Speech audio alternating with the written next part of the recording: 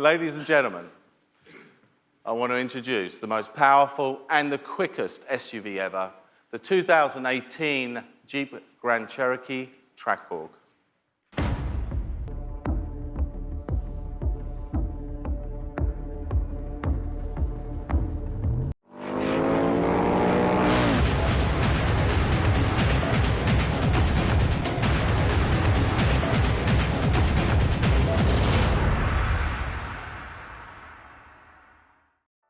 Hey guys, in today's video we're looking at the Jeep Grand Cherokee Trackhawk.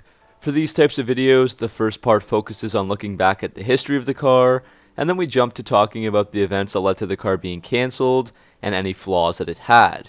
I'm slowly making my way through most of the Mopar cars. I've probably done about 15 or 20 of them by now, so check that playlist out in the top right corner if you want to see more. Anyways, let's get started here. If you weren't aware, the Trackhawk was based on the 4th generation WK2 platform since 2011, and now the 5th gen WL models have been released for 2021. It appears that the original plan was to have a Trackhawk for this next gen, but sources within Stellantis now say that this won't be happening as they push for electrification and are forced to comply with stricter emissions regulations. It looks like this powerful SUV will be discontinued on November 20th, 2021. The new WL models will still probably get some sort of Trackhawk model, but it won't be like this one with a 6.2 liter Hemi Hellcat engine, and in fact they probably won't even have a V8. So today we can take a look back at the Trackhawk and all of its glory.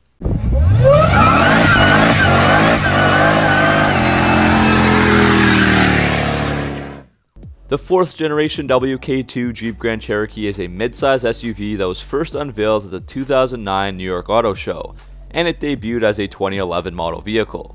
For many years, the SRT model was the highest performing Grand Cherokee, and that was powered by a 6.4 liter Hemi V8 engine.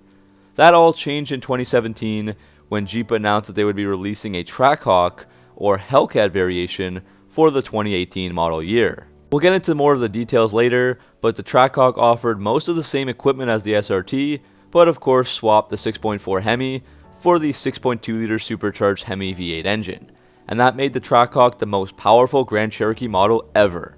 In terms of pricing, the Trackhawk is also the most expensive Grand Cherokee model ever. The MSRP in 2018 was $86,200 US, and that has been slowly rising to the point that the 2021 version starts at $88,690 US. That's before any options, so you can get this thing up over $105,000, and that's before tax. So no matter what you're getting here, that's a huge price tag for any Jeep. I also want to throw in something I normally don't do in these history flaws and cancelled videos, and that's a quick look at the competition, since I feel that it's very important to consider that once you start hitting a 6-figure price tag. I'll compare this Trackhawk with 10 others on the basis of horsepower, since that has to be the main reason you're shopping for something like this. So using 2021 figures and prices, we've got the Land Rover Range Sport SVR, $115,500 for 575 horsepower. The Mercedes-AMG G63, $156,650 for 577 horsepower. The Maserati Levante Trofeo, $171,500 for 580 horsepower. And the Audi RSQ8, $114,500 for 591 horsepower. Moving into the 600 plus horsepower territory, you have the Mercedes-AMG GLE 63S, for $113,950 with 603 horsepower. The BMW Alpina XB7 with 612 horsepower and $141,300 price tag. The BMW X5M Competition, $114,100 for 617 horsepower. The incredibly expensive Bentley Bentayga Speed, over $250,000 for 626 horsepower. And the Lamborghini Urus, $222,000 for 641 horsepower. Finally, at the top, you can find the Trackhawk, as we said, $88,690 for 707 horsepower, and actually the Durango SRT Hellcat wins with 710 horsepower for just over $80,000. So just in terms of horsepower per dollar here amongst all these competitors, the Jeep Grand Cherokee Trackhawk is definitely up there, right with the Durango. Now we can move on to the exterior. Most of the reviews I've seen online kind of skip over the looks and focus on the performance, and I think that's because it really just looks like any other WK2 Grand Cherokee at first glance. It definitely does a good job at disguising the incredible performance it has. and if you pulled up at a stoplight, a regular non-car person wouldn't really notice what you've got and just think this is just another Jeep. Overall, this Grand Cherokee looks great. It blends the traditional Jeep looks with contemporary design and keeps some of that classic boxy look, but also adds some nice body lines. There's a 7-slot honeycomb grille, but it's not overstated or in your face. The rear end is distinctive and assertive, with LED taillights and strong lines. As for the Trackhawk, the upgrades over the other models include some fender flares, more grille vents, quad exhaust tips, a Trackhawk badge at the back, and massive yellow Brembo brake calipers. So if you're not sure that it's a Trackhawk, that's what to look for. Of course, the Trackhawk also gets standard 20x10 inch wheels with P295 45 020 tires, so that gives it a nice wide stance as well. Jeep does offer a black painted hood for $0 and a black painted roof for $2,100 from the factory. Using the 2021 model, you could order the Trackhawk in 10 different colors, many of them subtle and not out of the ordinary. That includes diamond black, granite crystal, sting gray, billet silver, ivory 3, and bright white. The more colorful options included slate blue, velvet red, red line 2, and green metallic. Moving inside, the cabin feels sporty and solid, but it just doesn't feel as nice as it should for $100,000. It doesn't give off a luxury feel and doesn't come anywhere close to the other high-performance SUVs, but it's practical, and as we looked at, the Trackhawk is much cheaper than most of the other offerings from Audi, Range Rover, Mercedes, or BMW. People love to rag on the interiors of these SEA vehicles, but you can't deny that they've improved them significantly over time.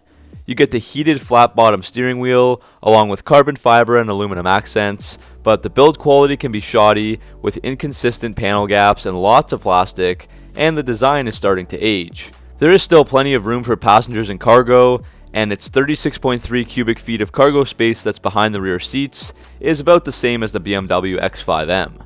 The Trackhawk seats 5 adults comfortably, with lots of headroom and legroom, and the seats are large and comfortable with heating and ventilation. The rear seats are also heated. Suede and Nappa performance leather seats come standard in black or sepia color, but the signature leather wrapped interior package will add Laguna leather performance seats, door trim, dashboard, and lower panels, pretty much fully removing all hard plastic from the cabin. As of 2021, that's a $5,000 US option.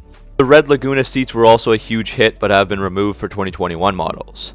Some add-ons include a panoramic sunroof for $2,095, $95 red seat belts, a $2,000 rear Blu-ray dual-screen video system, and $2,095 for a 19-speaker Harman Kardon audio system with an 825-watt amplifier.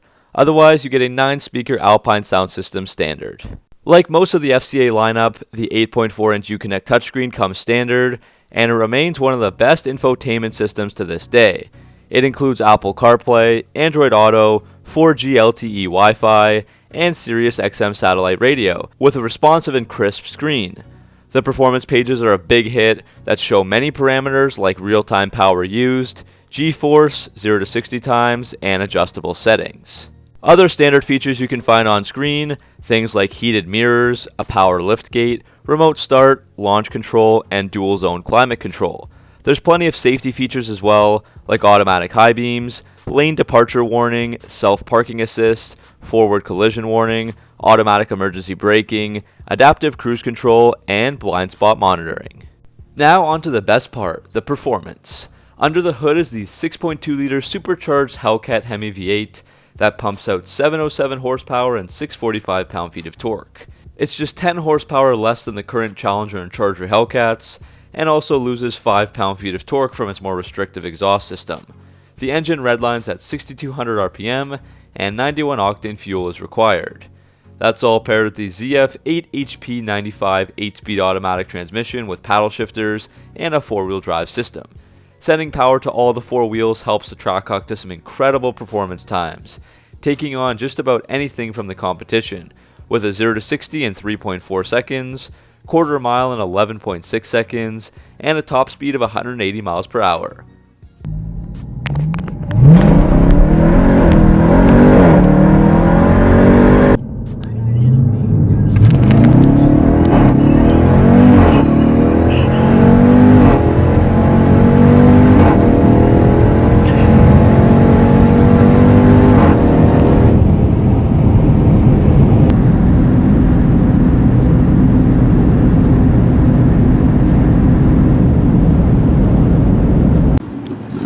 What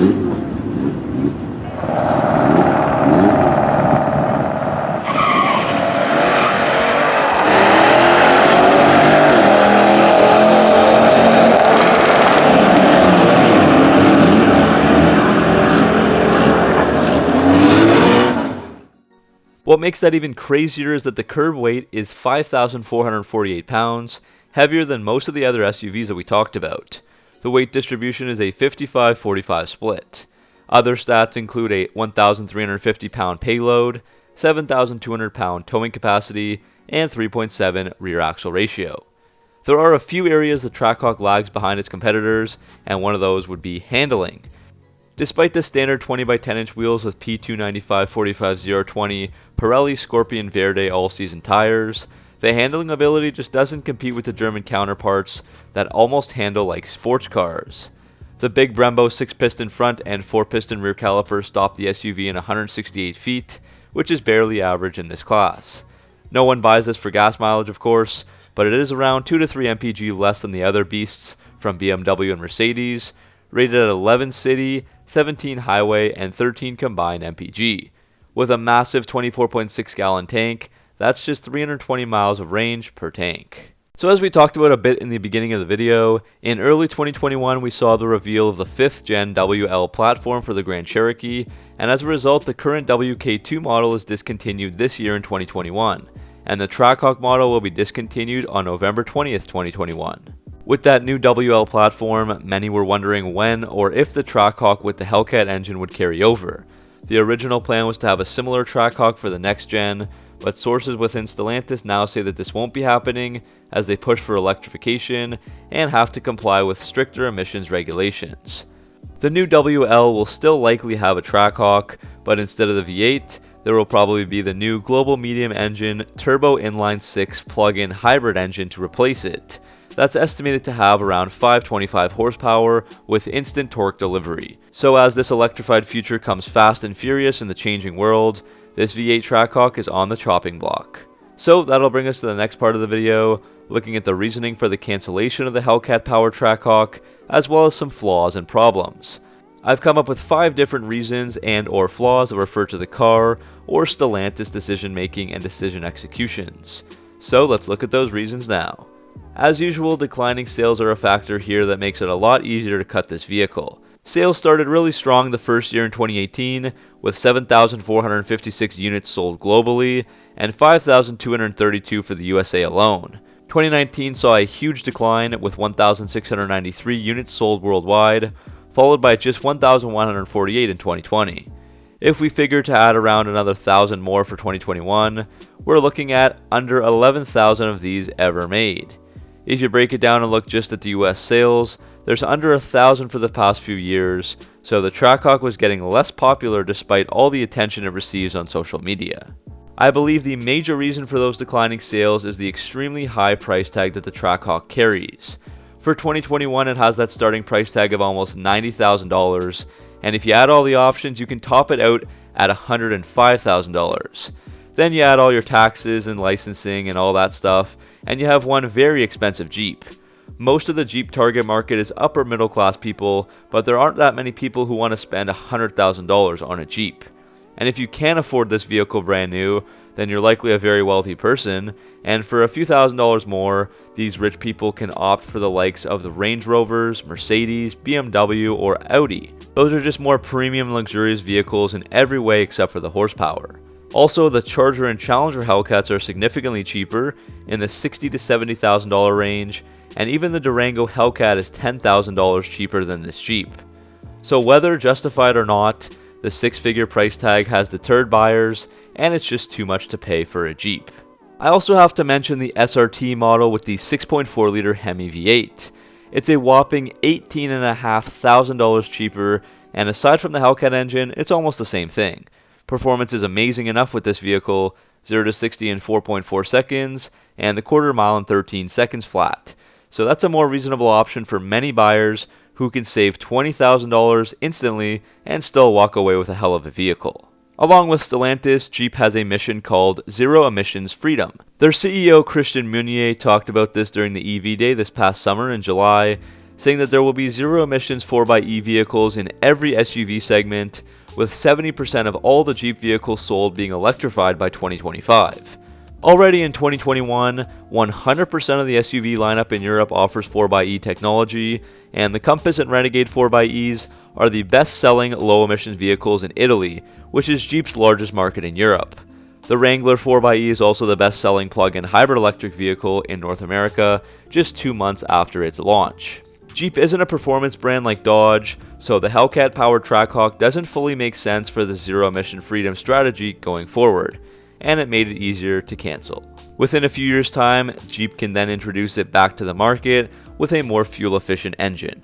The next pressure point for the Trackhawk was the CAF requirements, or corporate average fuel economy. It's hard to read and interpret the requirements, but there are goals for the lower and upper environmental footprint, or in other terms, miles per gallon in the United States. The average is constantly shifting, and for passenger cars in 2022, this range is 39.79 to 53.21 miles per average across the lineup. And of course, electric vehicles and smaller engines help to push up this average. Automakers who do not meet the CAF standards can be fined. Currently, automakers that do not meet the standards are also allowed to buy offsetting credits from automakers who do meet the standards.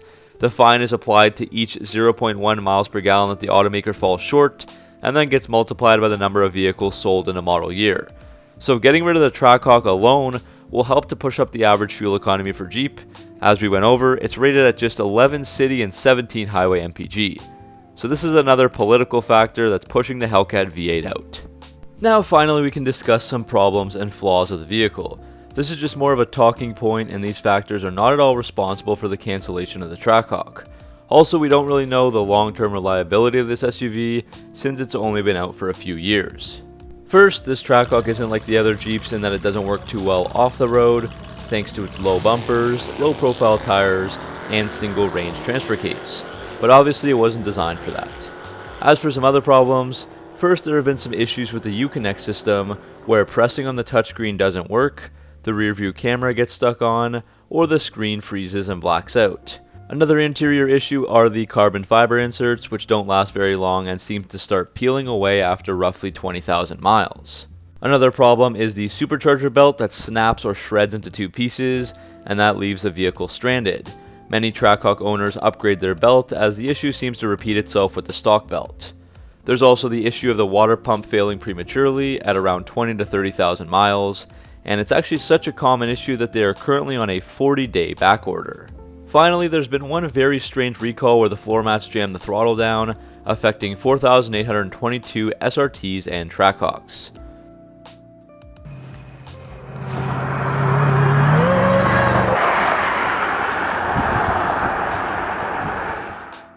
So if you're still watching, that's the end of this video. How do you guys feel about the Jeep Grand Cherokee Trackhawk? Make sure to let me know down in the comment section below. As always, thanks for watching, make sure to like and subscribe for all your Mopar content, and I'll see you guys in the next video.